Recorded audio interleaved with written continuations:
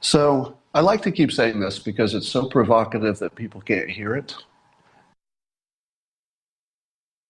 People on the left can't hear some things because they have cognitive blindness to even being able to hear a thought that's so contrary to their worldview that they can't incorporate it. They just have to reject it and act like they couldn't hear it. And that's the idea that whether or not climate change is a big problem or not a big problem, it doesn't matter to the question of whether you do, if you go hard on nuclear energy.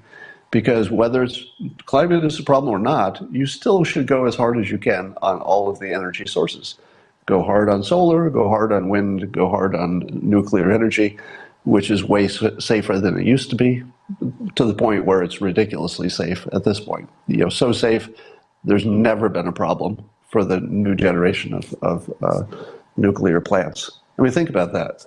There's never been, not even one, problem in a Generation 3 nuclear plant. Every problem that you know about was other generations of technology which had known problems. We're at Generation 3 with zero events, and we're already developing Generation 4, which would make a meltdown physically impossible. Like you couldn't even make it happen if you wanted to. So when you tell somebody who's against, or who's somebody who's a climate change, let's say, what would be the right word? I don't want to say alarmist because that's a biased word, but somebody who believes that climate change is an existential problem for the world.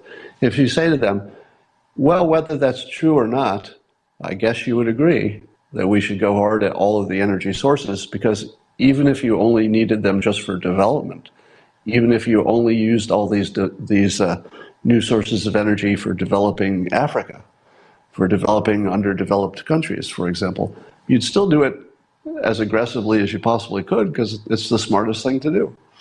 And people who are on the left just can't hear that because it's the thing they want more than anything, climate change solutions, and the solution's already here. Nobody wants to hear that their biggest problem in the world is effectively solved. Now, when I say solved, I mean that there are all the usual obstacles, the public, all the long approval times, and everything for getting nuclear built. But those are all easily solvable problems. You just have to have enough of emergency.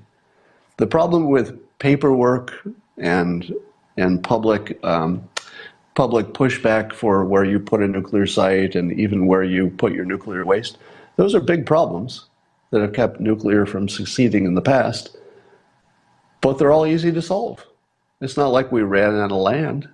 It's not like people couldn't accept nuclear. If it became a big enough emergency, we could put them anywhere we wanted. If it became a big enough emergency, suddenly we'd have enough places to store stuff, which it turns out is not a big problem. The storage of nuclear waste, in our minds, we think it's a big problem, but it turns out it's not. It's actually closer to a minor problem.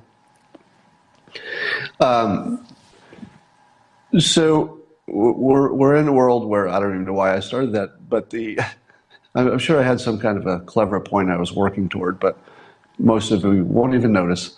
So the point is there's some cognitive deafness and blindness on nuclear energy because our biggest problem in the world is kind of already solved.